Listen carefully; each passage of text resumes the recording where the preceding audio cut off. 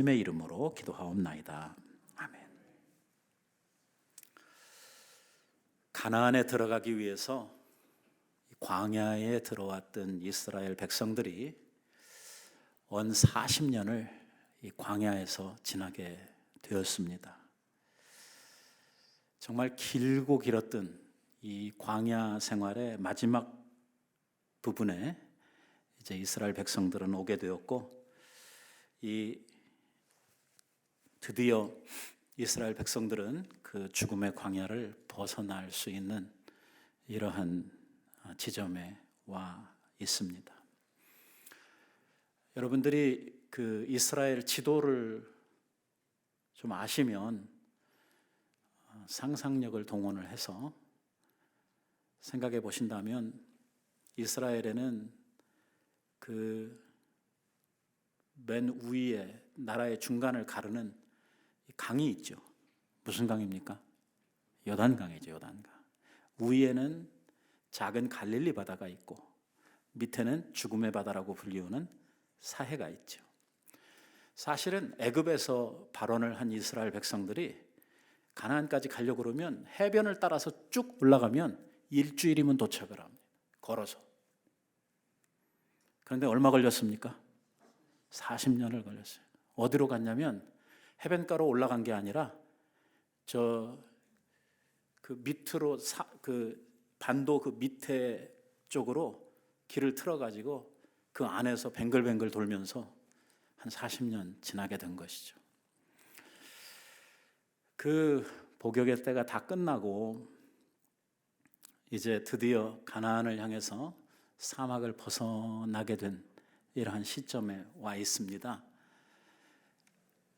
이스라엘을 위아래로 가로지르는 이 요단강이 있다고 하면, 요단강 동편으로, 그러니까 서편으로 말고 동편으로, 서편은 가나안이죠. 그 지중해와 요단강 사이 거기가 가나안이라고요.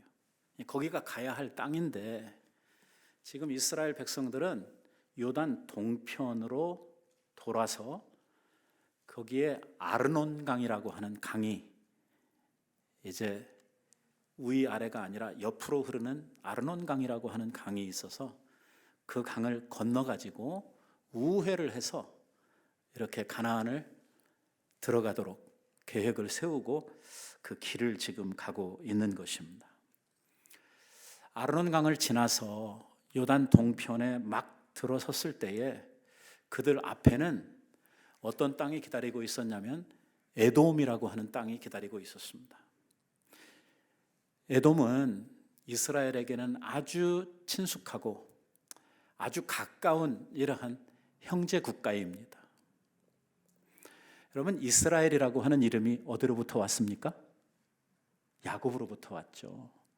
야곱이 천사와 씨름에서 얻었던 이름이 이스라엘이고, 그 이스라엘이라고 하는 이름이 곧 그 야곱의 자식들이 나라를 세우면서 이어가게 된 이러한 이름이니까, 결국 이스라엘이라고 하는 이 사람들은 야곱의 자식들이고, 야곱에게는 쌍둥이 형이 하나 있었죠.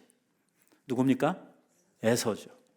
에서의 후손들이 누구냐면 에돔입니다. 에돔.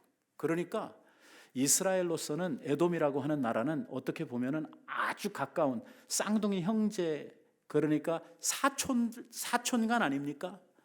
사촌 형제간인 이러한 사람들이 지금 종살이를 하다가, 에돔은 거기에서 잘 자기네 터전을 잡고 그동안 잘 먹고 잘 살고 있었고, 이스라엘은 저 애굽에 내려가 가지고 400년 동안 지내다가 지금 이제 자기 땅을 찾아서 가고 있는 이러한 상황에 어디를 지나가게 되냐면 에돔 땅을 지나가게 된 거예요. 모세는 에돔 왕에게 사신을 보내가지고 정중하게 요청을 합니다. 우리가 이 땅을 지나서 가나안으로 가야 되는데 이 땅을 꼭 통과를 해야 되겠으니 우리로 지나가게 해달라는 것입니다. 지나갈 때에 우리가 만약에 물을 먹거나 지나가다가 양식이 필요해서 뭐 포도원이나 어디에서 뭘 따먹거나 하면 우리가 그 값을 충분히 지불을 하겠고, 또 지나가는 동안에 통행세를 우리들이 낼 테니까 우리들로 하여금 이 땅을 지나가게 해달라고 부탁을 합니다.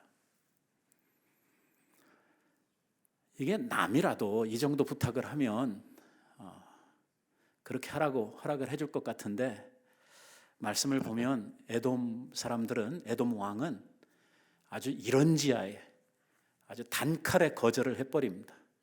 그런 일은 절대 없을 것이라는 것입니다. 우리 땅에 단 한 발이라도 들여놓으면 너희들은 죽을 줄 알라는 것입니다. 모세로서는 힘이 없어서가 아니라, 그 힘이라고 하는 것이 무슨 이스라엘이 큰 군대나 뭘 가지고 있는 것이 아니라 정말 그들이 가지고 있는 막강한 힘이 있지 않습니까? 누굽니까? 하나님이시죠. 지금 이 진중에 누가 계시냐면 하나님이 계시잖아요. 그 길을 누가 인도하고 계시냐면 지금 하나님이 인도하고 계신 거라요. 그러니까 하나님께서 가시겠다 하는데 이것들이 막는 그런 지금 상황 아닙니까? 그러니까 이 상황을 어떻게 생각해 보면 그냥 밀고 가도 되는 이러한 상황 같은데, 모세는요, 에돔 사람들이 그 길을 못 가게 하니까 에돔을 뺑 돌아가지고 우회해서 그 길을 가게 됩니다. 그러니까 거리가 엄청나게 멀어지게 되는 이러한 길을 택해서 가게 된 것이죠. 이 에돔으로 통과할 줄 알았던 이러한 이스라엘이 에돔으로 통과를 하지 않고 길을 따로 잡아서 이렇게 우회를 한다고 하는 소식이 들려지면서 오늘 그 땅에 그 우회를 하는 그 땅에 있었던 왕이 화가 났습니다. 아니, 에돔은 못 지나가고 우리는 지나가도 된다는 말이냐 하는 이러한 생각을 가지고 이 자기네 땅으로 지나가려고 하는 이스라엘 백성들을 기습 공격을 해가지고 그 이스라엘의 초미에 있었던 백성들이 포로로 잡혀가고 그 전쟁에서 기습 공격으로 말미암아 큰 손해를 보게 됩니다. 많은 피해를 보게 된 것이죠. 이스라엘로서는 굉장히 지금 어려운 이러한 상황을 맞이한 것입니다. 에돔 땅으로도 못 가고 돌아가려고 그러니까 돌아가는 길도 그 땅 사람들이 막고서 못 가겠다, 지나가면 전쟁이라도 불사해서 너희들과 싸우겠다, 이렇게 지금 나오고 있는 상황이니까 이스라엘로서는 지금 뭐 뒤로 돌아갈 수도 없고, 뒤는 뭐예요? 그 지긋지긋한 광야로 다시 들어가는 거니까 그거는 안 되고 앞으로 가야 되는데, 지금 에돔 땅도 안 되고 이 지금 돌아가려고 하는 그 땅도 안 되고 이스라엘 백성들이 갈 데가 없어지는 이러한 상황이 되어버렸어요. 거기다가 기습 공격으로 말미암아 자기 백성들이 포로로 잡혀가는 이러한 일이 생기면서 이 이스라엘은 굉장한 위기 또 답답한 이러한 그 상황 속에 빠지게 된 것입니다. 앞으로도 못 가고 뒤로도 못 가고, 또 그 상황이 그냥 가만히 있을 수도 없고, 왜? 이미 자기들이 길을 틀어서 그 우회지로 들어왔는데 그 들어온 지역의 왕이, 이 아랏이라고 하는 왕이 절대로 이 지역을 못 통과한다고 그래서 전쟁으로 자기의 사람들을 포로로 잡아간 이러한 상황이기 때문에 이스라엘로서는 지금 굉장한 어려움 속에 빠지게 된 것이죠. 이 모세와 이스라엘 백성들이 이러한 그 국가적인 위기 상황이죠. 이스라엘 백성들로서는 지금 어떻게도 할 수 없는 이러한 상황 속에서 한 마음으로 하나님 앞에 기도를 합니다. 그래서 하나님, 이들과 전쟁을 하리이까? 왜? 우리가 이 길을 가야 되는데 저 사람들이 전쟁을 하겠다고 하니 우리가 이 전쟁을 해도 됩니까? 하나님이 이 전쟁에 우리들과 함께 해주시겠습니까? 하면서 하나님 앞에 기도를 하죠. 하나님께서 하라는 것입니다. 그래서 그 전쟁을 해가지고 그 우회지로 있었던 그 땅의 아랏 왕을 싹 밀어내버리고 이스라엘 백성들이 이제 그 땅을 지나가게 되는 이러한 쾌거를 이루게 되는 것이죠.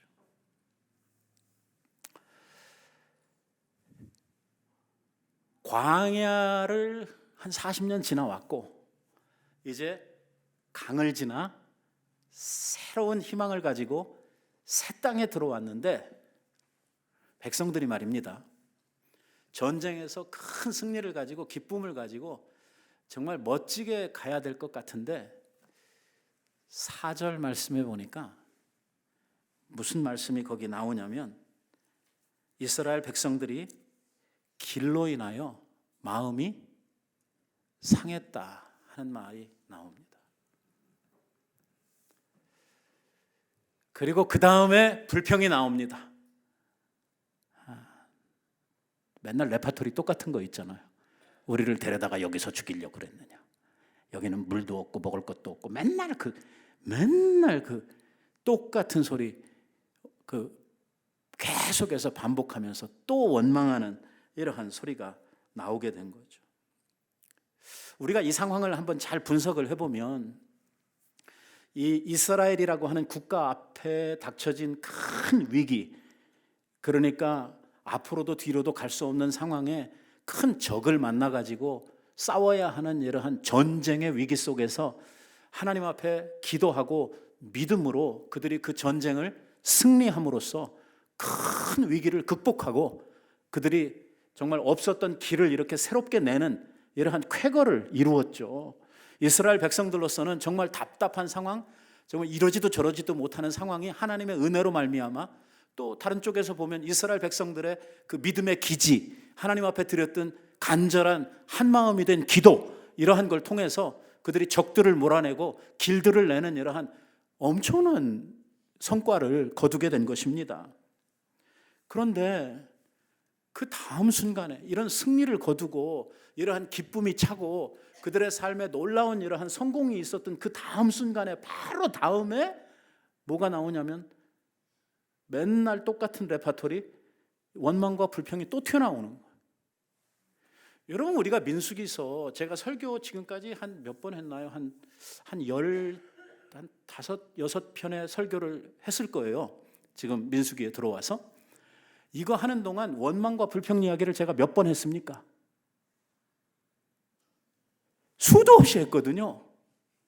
이게 제 개인적으로는 안 하고 싶어요. 왜? 이미 여러분들 다 들었잖아요. 다 알잖아요. 이 똑같은 소리를 또 해야 되니까, 왜 또 나오니까 안 하고 싶은데, 그동안 이스라엘 백성들이 요 원망하고 불평하는 것 때문에 뭐 지인의 불이 붙어가지고 뭐 난리가 한번 난 적도 있고, 원망하다가 뭐 땅 갈라져가지고 들어간 적도 있고, 뭐 원망하다가 얼마나 많은 이 원망과 불평 때문에 얼마나 많은 사건들이 있었습니까? 그러면서 우리가 지난 주일에 바로 우리가 뭐라고 이야기를 했죠? 우리가 앞으로 1년 동안 살면서 뭐 하지 말자. 원망과 불평하지 말자. 이스라엘 백성들 보니까 이제 눈만 뜨면 하는 짓이 원망과 불평하는 일이고, 결국 우리의 인생이 두고 보니까 이것 때문에 주로 망하더라. 우리 믿음의 사람들이 우리 믿음 안에서 실패하는 원인이 보니까 이 감사해야 될 때 감사하지 못하고 원망과 불평하는 삶이 우리에게 많아서 우리의 마음을 스스로 지옥으로 만들고, 우리들이 원망과 불평이 많음으로 말미암아 우리들의 삶을 너무나 힘들게 부정적으로 나쁘게 만들어가는 이러한 일이더라. 우리 앞으로 원망하지 말자 하는 이야기하고 끝났잖아요, 지난주일에. 그런데 오늘 또 나오는 거예요. 저보고 어쩌라고. 야, 참 기가 막혀요. 기가 막혀. 그리고 좀 레파토리나 좀 달라졌으면 좋겠어요. 좀 불평을 하더라도, 원망을 하더라도 좀 새로운 건수를 가지고 불평을 하고 이러면 뭐 이해라도 좀 하겠어요. 맨날 똑같은 이야기, 맨날 똑같은 이야기. 어쩌면 이럴 수가 있을까? 이게 언제부터 시작을 했냐면요, 광야 생활 처음 시작할 때 들어와가지고 3일째 되던 날 물 떨어져서 고생할 때, 그때부터 시작한 원망과 불평이 40년 지나면서 1세대가 다 가고 2세대가 생겨난 지금까지 똑같이 계속되고 있는 거예요. 이게 얼마나 끈질긴 건지, 우리의 삶을 얼마나 붙들고 늘어지는 정말 끈덕진 이러한 우리의 삶의 이 병폐인지, 적폐라고 그러죠, 요즘에는. 정말 우리가 신앙생활하면서 너무 힘든 문제가 이 문제예요. 원망 불평하는 거. 지난주에 많이 했으니까 많이 하지 맙시다. 우리 원망 불평하지 맙시다. 예? 그런데요, 봅시다. 오늘 이 이야기에서 우리들이 먼저 하나 꼭 짚고 가야 하는, 꼭 우리들이 알고 가야 하는 문제가 하나 있어요. 그게 뭐냐면, 우리가 인생을 살면서 만나는 이러한 많은 어려움들이 있고, 또 살면서 겪는 이런저런 많은 이러한 일들이 있는데, 이러한 많은 사건들, 많은 일들 가운데 우리의 신앙생활에서 우리들을 붙들고 우리의 믿음이 상승하지 못하도록, 우리의 믿음이 커지지 못하도록 우리들을 항상 잠식시키고 우리들을 힘들게 하고 우리의 뒤를 붙들고 늘어지는 이러한 것이 뭐냐면요, 밖에 있는 적들이 아니라는 것입니다. 뭐가 우리들을 넘겨뜨리냐면 내 속에 있는 작은 것들이 나를 넘겨뜨린다는 것입니다. 계속 그래왔습니다. 이스라엘의 광야 역사를 보면 우리들이 알 수 있습니다. 아니, 다 돌아보지 않아도 지금까지도 그래왔지만 오늘 우리들이 읽고 있는 이 사건만 보아도 그렇습니다. 지금 이스라엘 앞에는요, 외부로부터 오는 적들이 있습니다. 에돔이 있지 않습니까? 먼저 에돔이라고 하는 이 나라가, 이 친구들이 지금 이스라엘이 그렇게 공손하게, 그렇게 매너 있게, 그렇게 모든 것을 상식적으로 일을 하겠다고, 처리를 하겠다고 부탁을 하고 겸손하게 이렇게 하는데, 저쪽에서는 전혀 그런 내 심정, 그러한 내 태도를 받아주지도 않고 이러한 나에 대해서 무시하고 나를 그냥 마구 없이, 이런 밖으로부터 오는 이러한 이 모욕감, 아니면 밖으로부터 내게 주어지는 이러한 많은 반대들, 나를 힘들게 하는 이러한 것들이 있어요. 그거 피해가지고 좀 우리들이 다른 길 찾아서 갈까 그랬더니 거기에는 더 큰 적들이 있어가지고 적극적으로 전쟁이 일어나고 포로로 잡혀가고 하는 이러한 일들이 벌어져요. 결국 우리가 살면서 보면은 외부로부터 나타나는 이러한 환경들, 어려움들, 우리들을 힘들게 하는 외부적인 여건들이 우리들에게 분명 있습니다.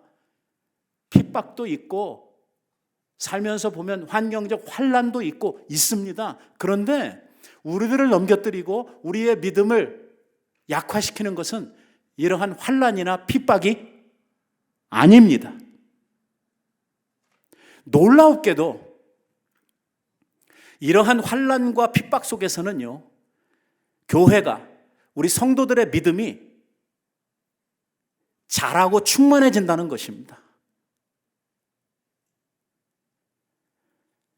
지금 이 아랏이라고 하는 이 나라로부터 당한 이 외부적인 침략, 그리고 자기 앞에 나타난 전쟁이라고 하는, 죽느냐 사느냐 하는 이러한 큰 문제를 만났을 때 그들은 하나님 앞에 영적으로 하나 되고 그들이 뭉쳐서 하나님 앞에 기도함으로 말미암아 그 어려움을 너끈히 해결하고 가는 모습을 우리는 보게 됩니다.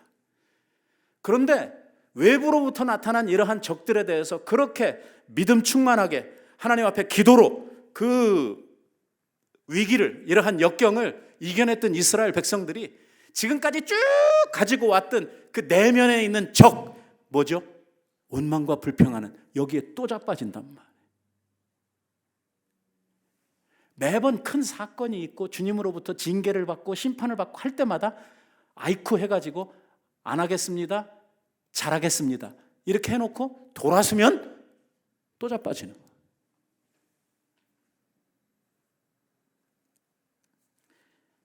나를 넘겨뜨리는 게 내 믿음을 이렇게 자라지 못하게 하고 우리들로 하여금 항상 우리들을 제자리 걸음하는 게 밖에 있는 여건들이 아닙니다. 종종 제가 이렇게 성도님들하고 상담을 해보면, 목사님 요즘에 내가 너무 바쁘고 뭐 사업이 어쩌고 어쩌고, 내가 요거 조금 해결되면 그 다음에는 내가 교회 뭐 열심히 봉사, 뭐 아닙니다. 밖에 있는 여건들 때문에 내가 신앙생활 못하는 거 아니에요. 문제는 어디 있냐면 내 속에 있습니다. 큰 것도 아닙니다. 매일 반복되는 작은 나의 약점들, 작은 나의 그 게으름들, 작은 내 속에 있는 그 실수들이 나를 넘어뜨리는 것입니다. 끊임없이 넘어뜨립니다. 끊임없이. 한 번, 두 번 넘어뜨리는 게 아니라 10년을 두고, 아니 40년을 두고 계속해서 잡아뜨리는 겁니다. 40년 전에 했던 결심을 지금도 하고 있으니까요. 여러분, 아라 족속이 쳐들어왔을 때처럼 문제를 만나면 하나님 앞에 기도하고 하나님의 능력 받아서 그들을 이기면 얼마나 좋겠습니까? 내 내면에 있는 적도 하나님 앞에서 성령님의 도우심을 받아서 기도로 내가 이기고 나아가면 얼마나 좋겠습니까? 근데 그게 안 된단 말이에요. 밖에 있는 것들, 외부적인 것들, 크게 우리들에게 주어지는 이런 환난이나 핍박이나 이런 것에 대해서는 우리들이 엎드릴 줄도 알고 기도할 줄도 알고 믿음으로 이렇게 기다릴 줄도 알고 이렇게 하는데,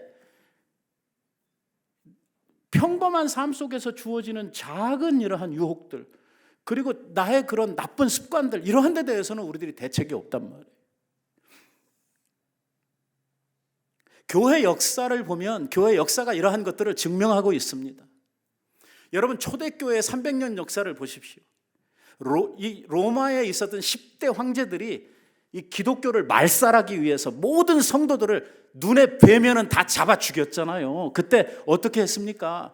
어떤 사람은 톱에 막 켜서 죽이고, 어떤 사람은 불로 태워서 죽이고, 뭐 별의별 방법, 진짜 상상도 할 수 없는 이러한 방법을 통해서 맹수의 밥이 되기도 하고, 뭐 이 믿는 사람들을 없애고 교회를 말살시키기 위해서 극심한 핍박과 이러한 그 환난을 그들에게 주었는데, 교회가 그렇게 핍박하고 그렇게 믿는 자들을 잡아 죽였다고 해서 교회가 사라졌느냐? 아닙니다. 여러분, 기독교회가 언제 큰지 압니까? 언제 그 작은 지역에서 시작한 이 기독교가 세계적인 종교로 커지게 된 줄 압니까? 바로 그 300년의 핍박과 환난을 통해서입니다. 교회는 핍박과 환난 속에서 불같이 일어났습니다. 죽이면 끝날 줄 알았는데 끝나는 게 아니라 더 생명력 있게 교회는 발전을 한 것이죠. 결국 로마가 세계는 무력으로 정복했을지 모르지만 그 힘과 무력을 가지고 기독교인들을 정복하지 못하고 결국 313년에 교회 앞에 무릎을 꿇고 기독교를 공인하는 이러한 자리에 들어갔어요. 외부로부터 오는 핍박과 외부로부터 오는 적에 대해서는 교회가 정말 잘 대처합니다. 우리가 그냥 생각해 보면 너무 힘들어서, 너무 그게 상상도 할 수 없을 만큼 무서워서 교회가 끝날 것 같고 교회가 성도들이 다 없어질 것 같은 이러한 상황이지만, 교회 역사를 통해서 보면 교회는 환난과 핍박 속에서 신앙이 더 자라고 커집니다.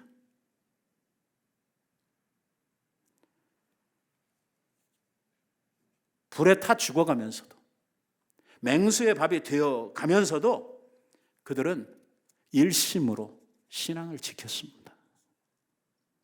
죽음으로 신앙을 지켰죠.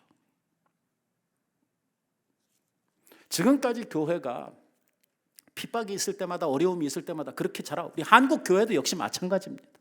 한국 교회도 일제 36년사를 지나면서 동방요배를 통해서 기독교를 그렇게 탄압했을 때에 얼마나 많은 옥중 성도들이 생기고, 그 속에서 신사참배하지 않겠다고 그래가지고 신앙을 지키기 위해서 죽어간 믿음의 선배들이 우리 한국 교회에 얼마나 많습니까? 바로 이때 한국 교회는요, 엄청난 신앙의 부흥이 있었습니다. 6.25 때 성도들이 말이에요, 한꺼번에 막 몇백 명씩 교회당 안에서 다 몰아 넣어놓고선 불사질러서 전부 다 사람 죽이고 할 그때, 한국 교회 그때 엄청나게 자라났습니다. 언제가 문제입니까?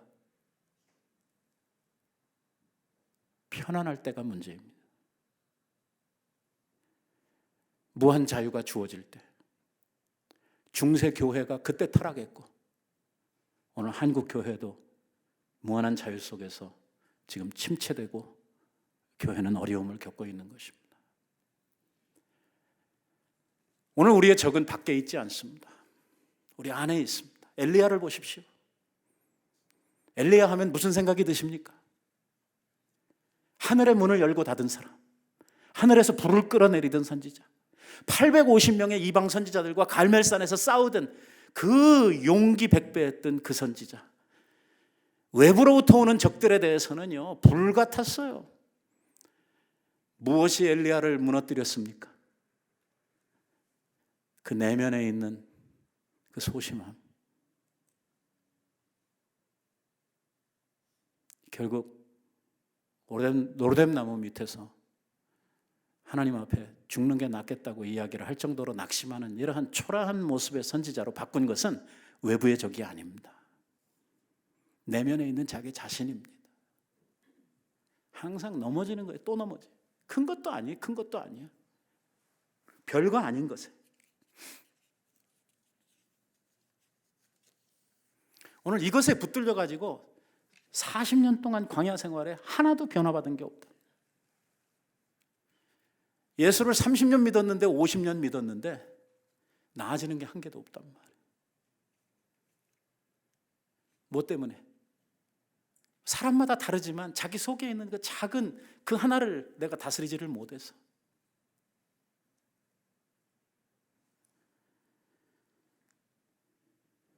오늘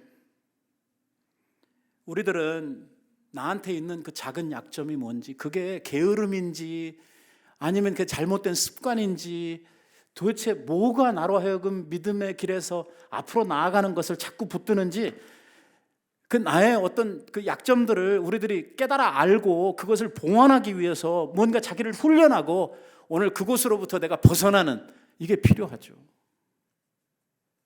그러지 않으면 우리들은 계속해서 거기 붙들려 가지고 앞으로도 계속 우리들은 반복되는 이러한 생활을 할 수밖에 없다는 것이거든.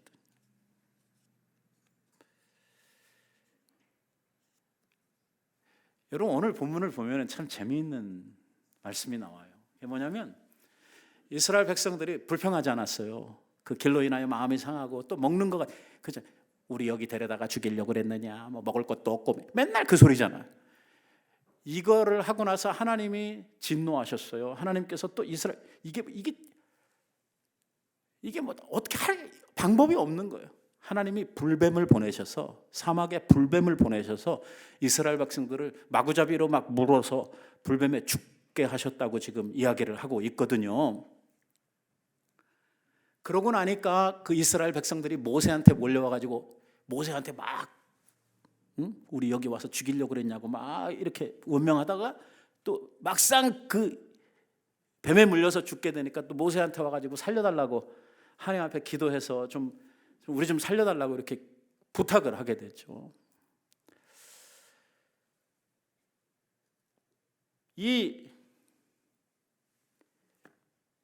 이 독사에 물려 죽게 된 이스라엘 백성들이 모세한테 와서 자기들을 구명하기 위해 기도해달라고 이야기를 하면서 뭐라고 고백을 하냐면, 우리가 하나님을 원망해서 지금 이 뱀들한테 공격을 받고 있다라고 하는 말을 하는 거예요.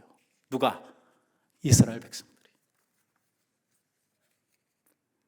그러니까 알고 하는 거예요? 모르고 하는 거예요? 알고 하는 거예요. 여기 그렇게 분명히 말하고 있어요. 백성이 모세에게 이르러 말하되 우리가 여호와와 당신을 향하여 원망함으로 범죄하였사오니 여호와께 기도해서 이 뱀들을 우리에게서 떠나가게 하소서. 자기가 그 원인을 알아요. 왜 이렇게 됐는지.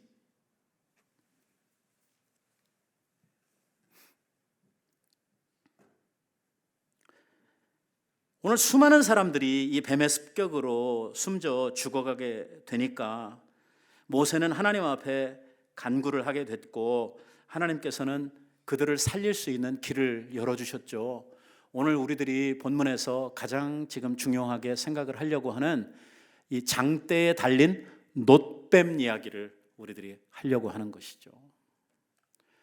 여러분, 참 놀랍지 않습니까? 하나님께서 그 시대에 예수님 오시기 적어도 한 1500년, 1400년 전에 저렇게 정말 멋진 이러한 예수 그리스도의 십자가의 죽음에 대한 이야기를 그 시대의 사람들에게 보여주시는 이 장면이 너무 위대하지 않느냐, 그 말입니다.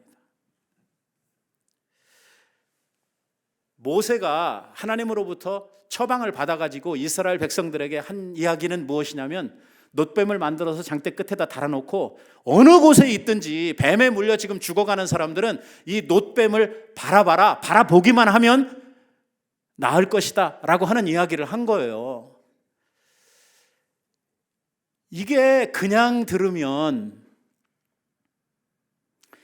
말이 안 되고 너무 비상식적이고 너무 웃기는 이야기예요.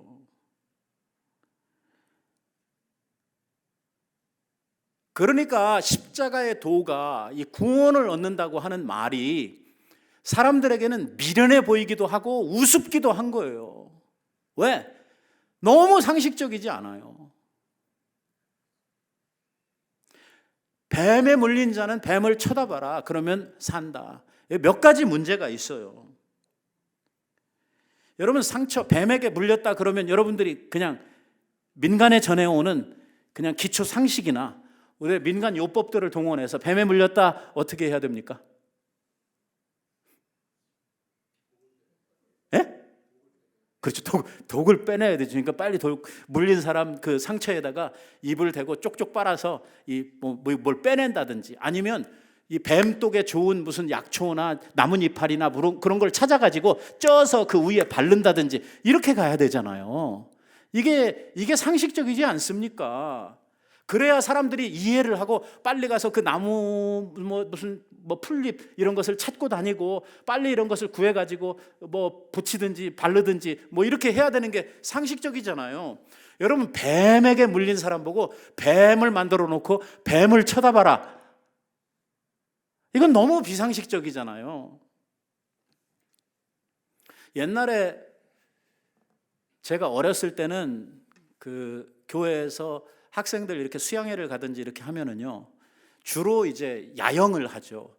이 강가나 아니면은 그 산 같은 데 가가지고선 야영을 했어요. 옛날에. 왜냐면 요즘처럼 이렇게 수양관이나 이런 시설들이 없었거든요. 그러니까 다 가서 큰 이러한 군용 텐트 2개 이렇게 쳐놓고 한쪽엔 남자 한쪽엔 여자 그냥 싹 쓸어서 이렇게 같이 자면서 하는데 가면은 꼭 해야 되는 일이 2가지가 있어요. 하나는 비 올 경우를 대비해 가지고선 이 텐트 옆으로 꼭 고랑을 파는 이 일을 해야 되고, 그 다음에 또 하나 여자들이 했던 일 중에 하나가 뭐냐면 백반을 가지고 가서 백반 가루를 옆에다가 쫙 뿌리는 거예요. 옛날에는 왜 이렇게 뱀들이 많았는지 몰라.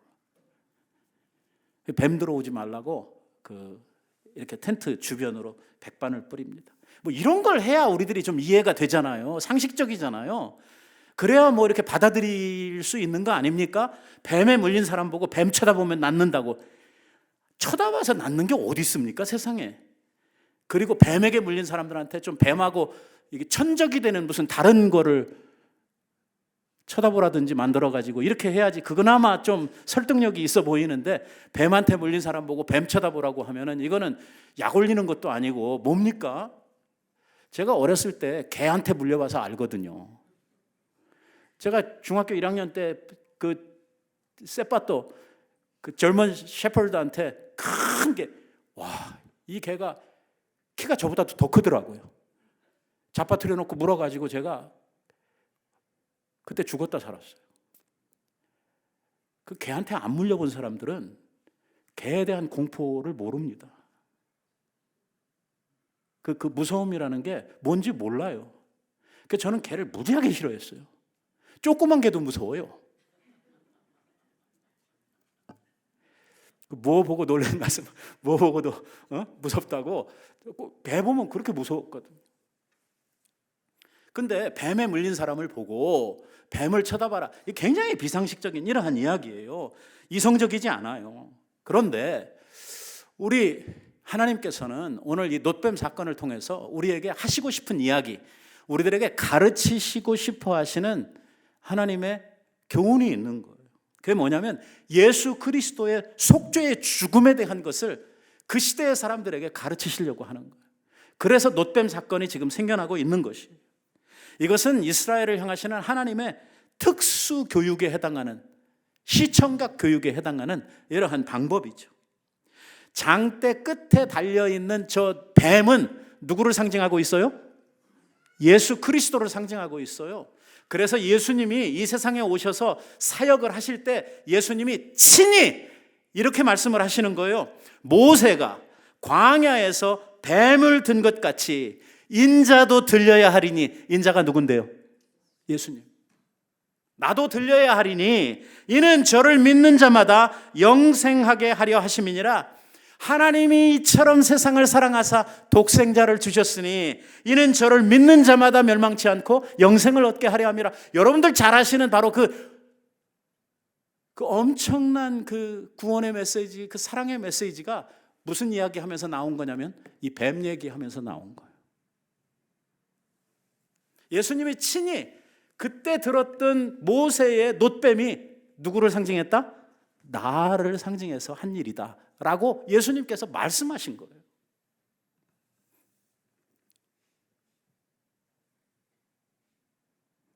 중요한 것은 바라보는 자들은 다 나았다는 거예요. 바라보는 자들은. 아마도 많은 사람들이 이 말을 믿지 못했을 것 같아요. 지금 사람 다 죽어가는데 이렇게 지금 고통스럽고 힘든데 좀 말 같은 소리를 옆에 와서 해야지 어떻게 이렇게 말도 안 되는 소리를 하냐 해서 어떤 사람은 무시하고 어떤 사람은 역정내고 화내고 이런 이야기를 해주는 사람들에 대해서도 아마 많은 이러한 갈등을 가졌을 것 같아요. 오늘도 똑같아요. 하나님께서 베푸신 이 구원의 방법이 사람의 눈으로, 세상의 눈으로 바라보면 너무 미련해요. 너무 비상식적이에요. 말도 되지 않아요. 구원을 얻기 위해서 뭔가 좀 착한 일을 한다든지 뭔가 이렇게 규정을 만들어 놓고 뭘 해야지, 뭐 쳐다보면 난다, 예수를 바라만 보면 된다, 믿기만 하면 된다, 말이 되냐, 이렇게 가는 거죠. 그래서 사도 바울이 로마서에서 뭐라고 이야기를 하냐면 구원이라고 하는 것이 헬라인들의 눈을 가지고 바라보면 미련하기 짝이 없는 거라는 거예요. 유대인들의 눈으로 바라봐도 비상식적이라는 거예요. 왜? 나무에 달린 자는 전부 다 저주받은 자라고 그러는데 어떻게 나무에 달려 죽은 예수 그리스도가 우리의 구원이 될 수 있느냐라고 생각하는 것이죠. 하나님이 내신 구원의 방법보다 사람의 이성, 나의 생각을 더 소중하게 생각하는 것이죠. 내가 이해돼야 믿겠다는 것이죠. 내 생각으로 내가 받아들일 수 있어야 믿겠다는 것이죠. 하나님이 내신 구원의 길, 하나님이 내신 구원의 방법에 대해서 자기들이 그것을 받아들이지 않는 것이죠. 무엇으로 이것을 배척하냐면 내가 가지고 있는 이성과 내가 가지고 있는 경험을 가지고 배척하는 것이죠. 이건 아니라는 것이죠. 그러나 하나님께서는 여전히 우리들에게 바로 저때 뱀에 물려 죽어가던 자들에게 놋뱀을 바라보면 산다고 이야기하셨던 그때로부터 지금까지 장대에 달리신 그리스도, 우리의 구원의 주체이신 예수 그리스도를 바라보는 자들마다, 그를 향하여 믿음의 눈을 드는 자들마다 다 나을 것이요 영생할 것이요 그들에게 구원이 주어질 것이라고 말씀하고 있는 것입니다. 그동안 40년 동안 원망을 하고 살았든 불평을 하고 살았든 상관없다는 것입니다. 지금 그 불평 속에 뱀한테 물려가지고 다 죽어가는 그러한 처지에 있더라도 좋다는 것입니다. 있는 자리에서 쳐다만 보면 산다는 것입니다. 죄 가운데 살다가 우리의 삶이 완전히 멍들어가지고 피투성이가 되었다고 하더라도 사람들이 보기에 소망 없어 보이고 저 사람 진짜 저런 사람은 교회 오면 안 돼 싶을 정도로 망가진 이러한 삶을 살았다고 하더라도 있는 자리에서 믿음의 눈을 들어 주를 바라보기만 하면 산다는 거예요. 이게 구원입니다. 여기에 돈도 필요 없고 신분도 필요 없고 여기에 필요한 게 아무것도 없어요. 여기에 필요한 건 믿음 하나뿐입니다. 뭘 믿는 겁니까? 모세가 선포한 그 말을 믿는 겁니다. 쳐다보면 나을 것이다 라고 전해준 그 모세의 말을 믿고 쳐다보면 나는 것입니다. 오늘도 주님께서 우리들에게 말씀하신 누구든지 믿는 자들마다 영생을 얻으리라 하신 그 말씀을 믿고 주님을 영접하고 주님을 바라보면 구원에 이르르는 것입니다. 뭐 좀 더 해야 되는 것 같잖아요. 우리가 좀 상태가 조금 좋아져야 되는 거 아닙니까? 아니라는 거예요. 지금 뭐 뱀에 물려서 죽어가든 어떤 상태에 있든 네가 뭐 배웠든 못 배웠든 그 구원받은 그때 뱀에 물렸다가 나은 사람 중에 남자도 있고 여자도 있고 늙은 사람도 있고 젊은 사람도 있고 그 중에는 두령들도 있고 그냥 평민들도 있고 아마 다양한 사람들이 그 가운데 뱀에 물렸다가 이걸 바라보고 나왔을 거예요. 거기에 무슨 신분도 성별도 뭐도 아무것도 없어요. 주국어는 딱 하나예요. 모세가 전해준 그 말을 믿고 그냥 쳐다보기만 하면 되는 거예요. 쳐다보기만 하면. 오늘 우리들에게도 동일한 말씀을 하고 있는 것이죠. 우리의 생명, 우리의 영생은 어디로부터 시작되냐면 그리스도를 바라보는 데로부터 시작되는 거예요. 그래서 이사야 선지자는 우리들에게 이렇게 이야기를 하고 있어요. 땅 끝에 땅의 모든 끝이여 내게로 돌이켜 구원을 받아라. 나는 하나님이니라. 구원을 위해서 다른 이가 없느니라. 유일한 길이에요. Only way.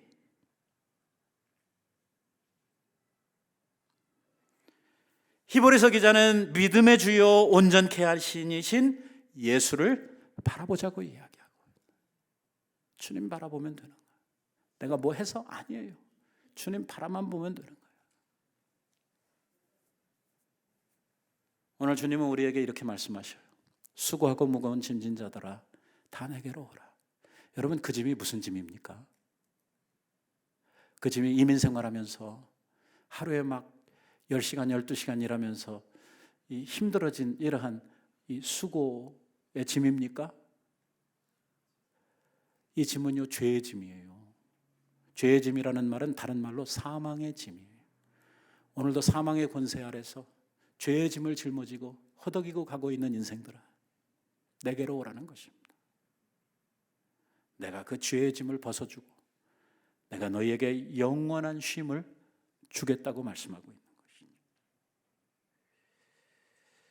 예수님은 주님 앞에 나오기 위해서 어떠한 방법을 말하고 어떠한 규칙을 이야기하고 어떤 자격을 이야기하고 이러지 않았어요. 얼만큼 깨졌든 얼만큼 죄인이든 상관없다고 이야기하셔요. 겨우든 비틀거리고 오든 걸어오든 상관없어요. 그저 주께 오기만 하면 되는 거예요. 주님 바라보기만 하면 되는 것이죠. 오늘 교회는 바로 이 십자가에 달리신 예수 그리스도, 오늘 장대에 달린 놋뱀을 온 세상에 증거하고 오늘도 죄로 말미암아 죽어져가는 온 세상을 이 그리스도로 인하여 생명을 얻게 하게 하는 그 일을 하려고 오늘 이 교회가 이 땅에 있는 것이죠. 교회는요, 모여서 우리들이 많은 일들을 하지만 교회는요, 모든 일 가운데 가장 중요한 일이 어떤 일이냐면 영혼 구원해내는 일이 교회가 해야 될 가장 중요한 일이에요. 오늘도 얼마나 많은 사람들이 죽어가고 있습니까? 얼마나 많은 사람들이 예수를 모르고 알고 믿지 않고 지금도 죽어가고 있습니까? 얼마나 많은 사람들이 무시하고 복음을 들었는데도 불구하고 말도 안 되는 이야기라고 이렇게 치부하면서 오늘 자기의 길을 가고 있고 멸망의 길을 가고 있습니까? 전 참 이해가 안 돼요. 뭐가 이해가 안 되냐면, 그래, 그렇게 믿고 살다가 없으면 죽어 없어지면 그뿐이야. 하지만 있으면 어쩌려고? 있으면. 그리고 그런 마음을 가지고 살면서 보험은 왜 드는데?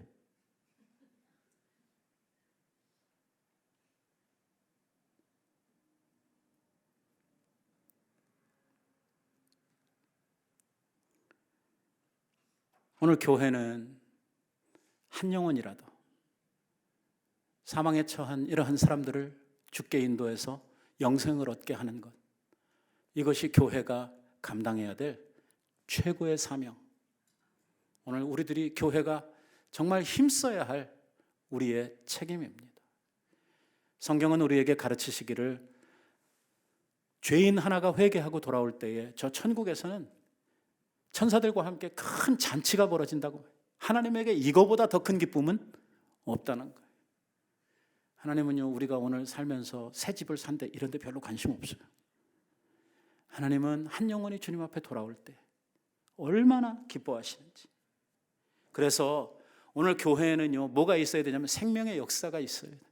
구원 얻고 하나님으로 인해서 정말 영생에 들어오는 이러한 생명들이 있을 때 교회에 생명력이 넘쳐나게 되고 교회가 살아있는 교회가 되는 것이죠.